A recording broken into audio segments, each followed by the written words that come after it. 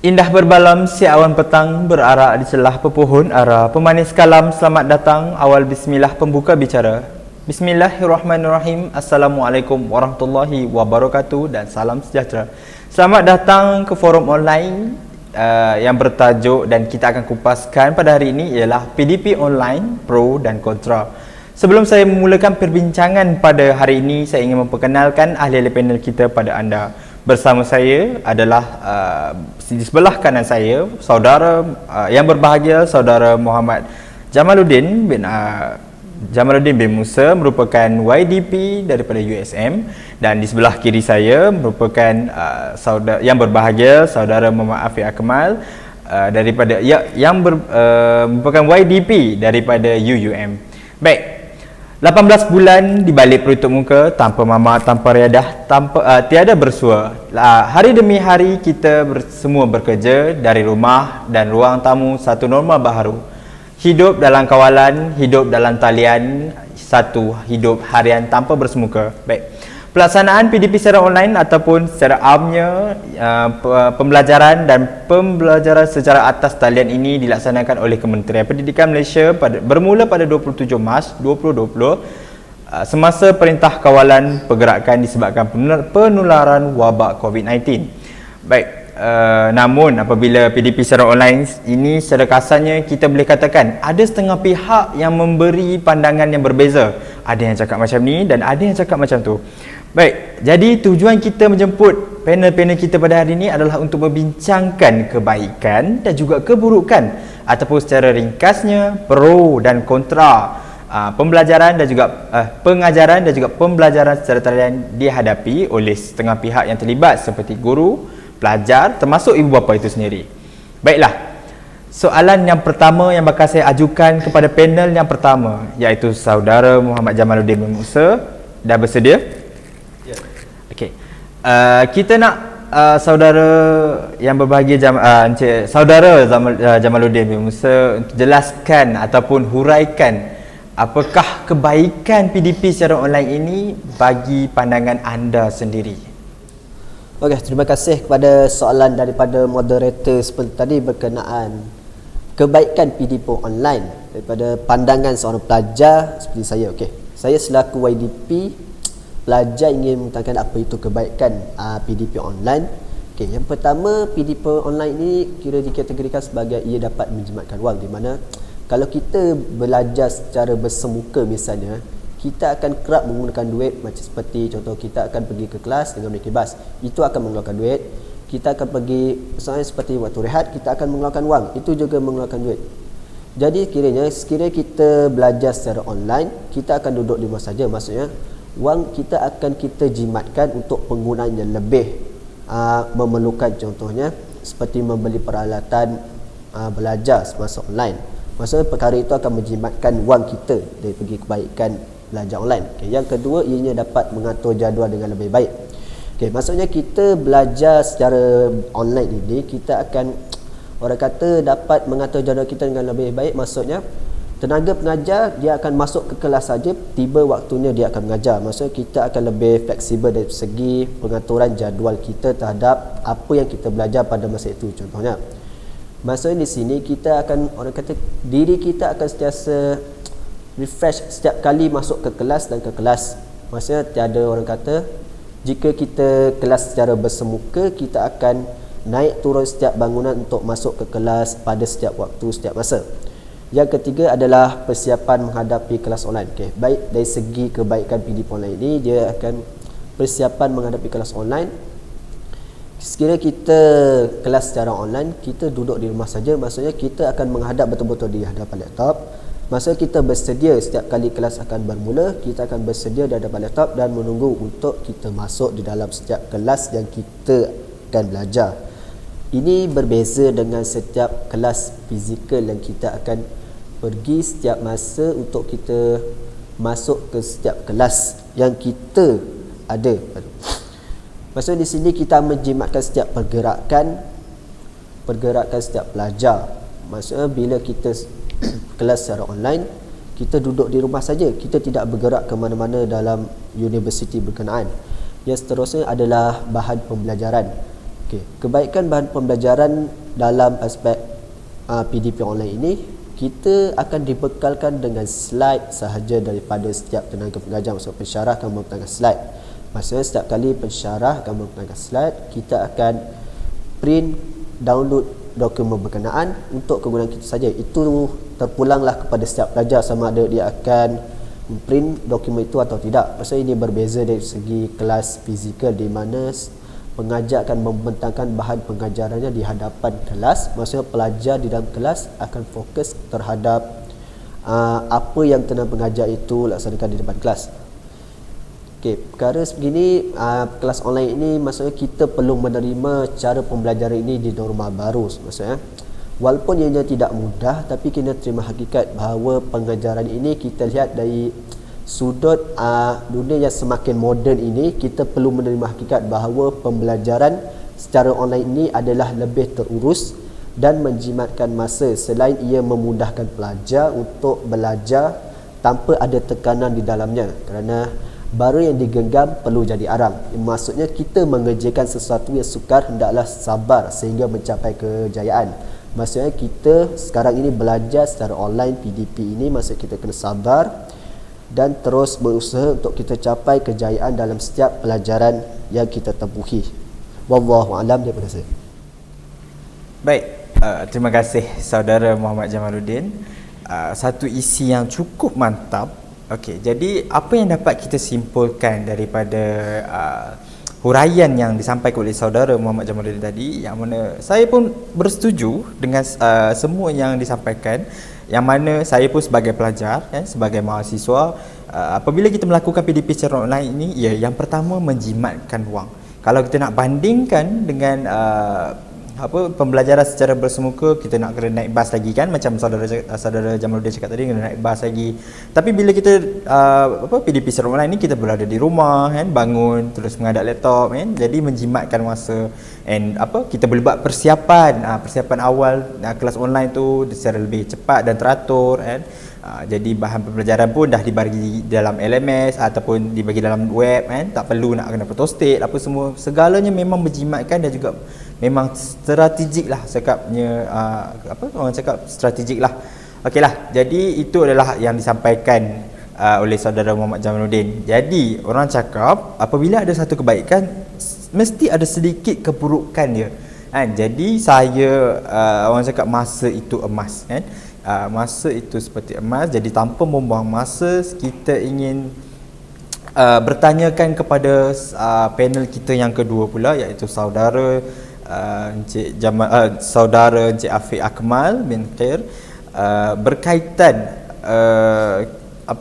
tadi kita dah dengar tentang kebaikan lah, sekarang kita nak dengar pula pendapat saudara Encik Afiq Akmal berkaitan dengan keburukan pula apabila kita mempelajari ataupun menghadapi PDP secara online ni. Jadi saya tanpa buang masa, saya serahkan kepada saudara Encik Afiq Akmal. Silakan. Baik, terima kasih saya ucapkan kepada saudara moderator kita Encik Muhammad Ashraf.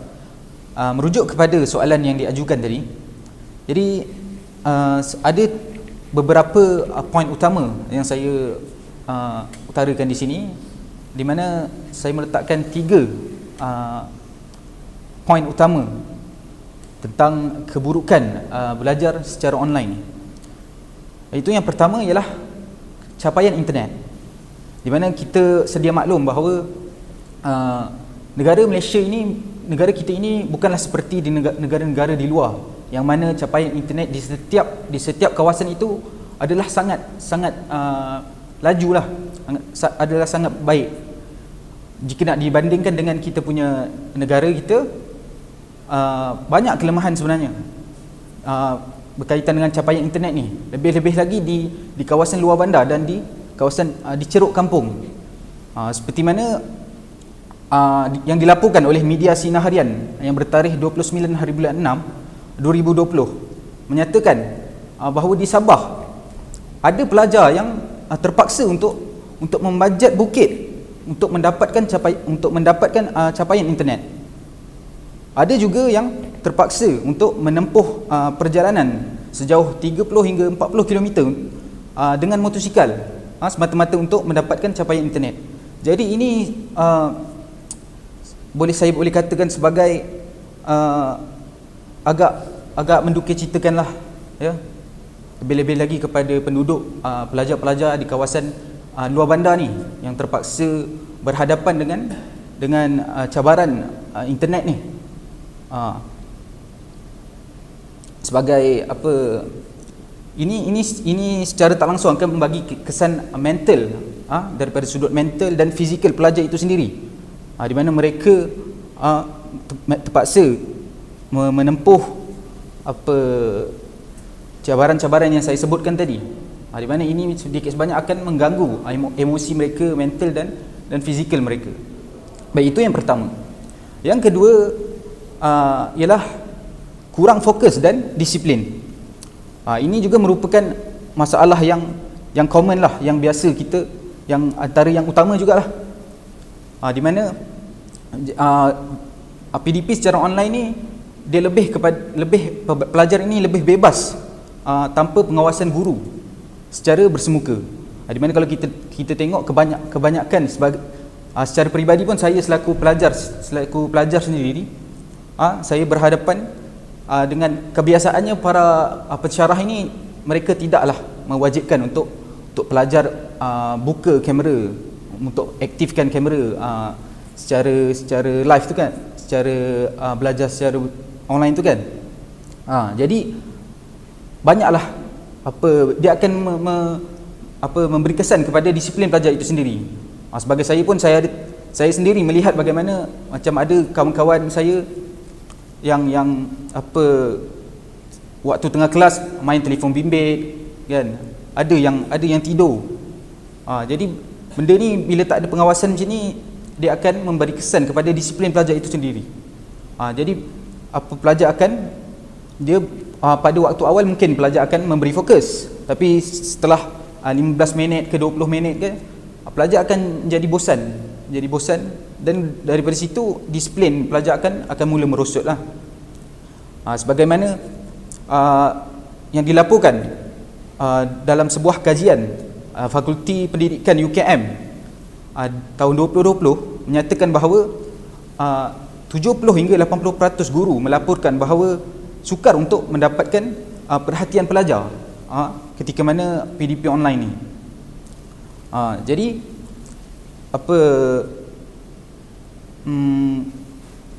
dilaporkan juga bahawa kehadiran para pelajar sepanjang PDP online ni tidak melebihi 80%.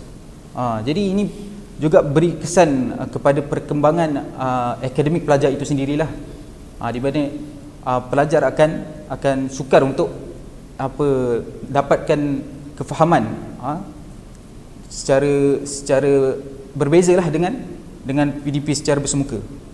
Okey, baik, itu yang kedua. Yang ketiga iaitu kekangan interaksi, di mana kalau kita lihat ketika belajar secara online ni tiada interaksi secara bersemuka antara pelajar dan rakan-rakan sendiri, rakan-rakan kelas sendiri. Di mana kalau kita lihat daripada sudut umum kan, sukar bila berlakunya PDP secara online ni, sukar untuk kita membangunkan interaksi sosial antara pelajar. Lebih-lebih lagi pelajar yang di peringkat sekolah rendah. Mereka ini perlukan membina hubungan sosial antara mereka dengan rakan-rakan mereka. Seperti misalnya jika PDP secara bersemuka ni, mereka adalah waktu untuk berinteraksi secara berdepan, sama ada mereka boleh bergurau ataupun berkongsi masalah ataupun berkongsi cerita. Jadi ini sedikit sebanyak akan membantu mereka punya perkembangan sosial lah. Jadi bila benda ini dikekang, berlakunya PDP secara online ni, dia sedikit sebanyak akan menjejaskan psikologi pelajar itu sendiri, di mana daripada sudut emosi, mental, pelajar akan jadi, saya boleh ibaratkan sebagai bagaikan katak di bawah tempurung. Mereka tidak dapat untuk explore di luar daripada rumah, sama ada di sekolah. Kalau secara bersemuka mereka boleh explore di kawasan sekolah, boleh bermain-main dengan rakan-rakan mereka ketika bukan waktu belajar. Jadi ini pentinglah bagi saya. Penting sebenarnya interaksi untuk kita membangunkan interaksi sosial ni, hubungan sosial antara pelajar itu sendiri. Jadi secara kesimpulan saya boleh katakan bahawa memang banyak sebenarnya keburukan PDP online ni berbanding kebaikan. Kerana daripada sudut yang saya sebutkan tadi, lebih-lebih lagi berkaitan dengan internet. Kita memang jauh negara, kalau nak bandingkan dengan negara-negara barat, kita jauh terkebelakang. Jadi dia akan sedikit sebanyak membantutkanlah proses pengajaran dan pembelajaran itu sendiri. Jadi saya rasa sekadar itu daripada saya. Saya serahkan kembali kepada tuan moderator kita. Wallahu taala alam. Terima kasih kepada saudara Afiq Akmal, yang mana tadi kita pun telah mendengar kupasan berkaitan dengan keburukan PDP online. So jadi apa kesimpulan yang kita dapat? Yang pertama adalah berkenaan dengan pencapaian internet tersebut.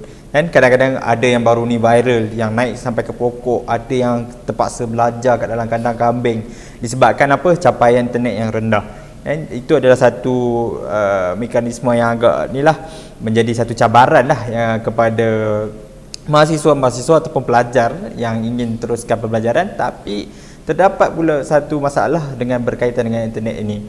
Yang kedua, seperti saudara Afiq Akmal cakap tadi, kurang fokus dan juga disiplin. Bila macam biasalah kita sebagai pelajar, sekurang-kurangnya 15 minit saja mampu memberi tumpuan, dan setelah itu makin bosan. Lepas tu kita mulalah tutup kamera, kadang-kadang tu makan sambil kelas, itu merupakan tabiat-tabiat yang dilakukan semasa kita kelas online inilah dikatakan. Baik, jadi kita pun dah dengar kebaikan, kita dah dengar keburukan PDP online ini. Jadi saya yakin rakan-rakan di luar sana timbul persoalan yang mana jika PDP online ini masih berterusan di hadapan, katakanlah kita tak minta, tapi jika berterusan, kita nak dengar pula ulasan daripada panel kita yang kita jemput khas daripada liputan luar lah kan. Kita jemput dia sebagai tetamu istimewa kita untuk menghuraikan, memberi sedikit tips ataupun kita memberi nasihat dan tips apa yang boleh dibuat, apa yang boleh upgradekan sekiranya kita sebagai mahasiswa ini ingin sekiranya di masa depan masih berlaku pembelajaran dan online ini. Jadi saya ingin menjemput panel kita yang ketiga, iaitu Muhammad Saifullah bin Ismail, merupakan perwakilan pelajar kelas pertama daripada USM. So jadi kita akan jemput dia lah untuk memberi huraian berkenaan tips dan juga nasihat. Jadi saya menjemputlah. Assalamualaikum warahmatullahi wabarakatuh. Alhamdulillahirabbil alamin. Wassalatu wassalamu ala asyrafil anbiya'i wal mursalin wa ala alihi washabbihi ajmain. Baik. Pertama sekali, setinggi-tinggi junjungan kepada Allah Subhanahu wa taala, dan setinggi-tinggi syukur kepada Allah Subhanahu wa taala kerana atas limpah dan kurnianya dapat kita semua menghadiri ataupun menyertai program pada kali ini. Dan kemudian saya menjemput semua untuk memberikan selawat dan salam kepada manusia dan insan yang telah menjadi role model, telah menjadi sebuah contoh di dalam menjadi insan ataupun seorang muslim yang terbaik. Baik, iaitu Nabi Muhammad SAW. Kemudian saya ingin berterima kasih kepada panel-panel jemputan, iaitu Encik Muhammad Encik Akmal dan Encik Jamaluddin, atas kupasan yang sangat baik dalam isu kali ini. Begitu juga Ridwan, terima kasih kepada moderator kita pada kali ini, Encik Muhammad Ashraf, atas pengendalian program kita pada kali ini dengan sangat baik. InsyaAllah berikutan tadi Encik Ashraf, moderator kita ada bagi satu persoalan. Soalan macam mana kita nak orang panggil memperbaiki sistem kita, iaitu sistem pembelajaran online ni. Macam mana kita nak memperbaikinya, apa yang kita nak upgrade. Baik, pandangan saya lah kan, sistem pembelajaran online ni mau tak mau dia kena ada juga kan, dia kena ada juga, dan tidak dinafikan dia sampai sekarang dia masih ada orang panggil sebagai kekurangan yang kita boleh lihat, kita boleh tengok di paling kurang ni dekat input dan output pembelajaran. Baik, apa yang saya maksudkan kat sini, pelajar tidak mendapat dan tidak memberikan seperti mana yang mereka mendapat dan memberikan sewaktu mereka belajar seperti biasa dahulu, di face to face. Baik, apa yang saya boleh berikan pandangan dalam sudut ini adalah sudut di mana adalah pandangan saya di mana mahasiswa yang bersuara, yang berautoriti boleh menyuarakan pendapat mereka kepada pihak atasan untuk membuat mengolah sebanyak mungkin di dalam sistem ini. Salah satunya adalah dengan mengadakan program-program yang banyak semula. Sebab kita lihat bila mana program belajar online ni mula, program-program lain memang mansuh terus, dan ada sebabnya, memang sebab yang kukuh. So kita nak ikut SOP, kita tak nak beramai-ramai apa macam tu kan, saya faham. Cumanya saya rasa ada baiknya untuk pihak atasan untuk cuba membuat program-program yang mengikut SOP, yang orang panggil sebagai rancak kan, yang orang panggil sebagai yang macam menarik perhatian pelajar, yang macam fun lah orang ikut kan, bukan sekadar talk lah, bukan sekadar cakap-cakap lah, atau program-program yang lain yang beraktiviti lah kan, supaya menarik pelajar untuk mengambil tempat mereka di dalam institusi semula. Baru mereka seronok untuk masuk, baru mereka rasa macam jadi pelajar balik kan, selain daripada berdiri kat depan kamera dengan kelas dorang apa kan. Kadang dorang ni saya sekali lah kadang benda tu boleh melemaukan mereka. Meskipun lecturer dah hebat sangat dah pun kan, dah hebat berkata-kata, hebat memberikan pengajian, kadang-kadang kita tak boleh nafikan ada juga pelajar yang merasakan mereka kurang tempat sebagai pelajar dah. So online tu kan, orang tak rasa kan. Jadi bagi pendapat saya, itulah yang kita harus tekankan semula. Kita buat program-program semula bagi orang paling bagi orang merasakan yang orang menjadi pelajar semula. Sekuat sebaik mana sehabis mungkin kita cuba buatkan mereka rasa mereka masih di dalam suasana belajar tu sendiri. Sebab suasana belajar face to face dia banyak program. Bila dah belajar online dah tak banyak program yang seronok-seronok lah. Jadi diorang pun rasa macam lemah macam tu. Okey, kedua adalah saya rasa dari sudut di mana kita boleh membuat satu talk seawal semester. Macam sewaktu nak buka semester tu, kita buat satu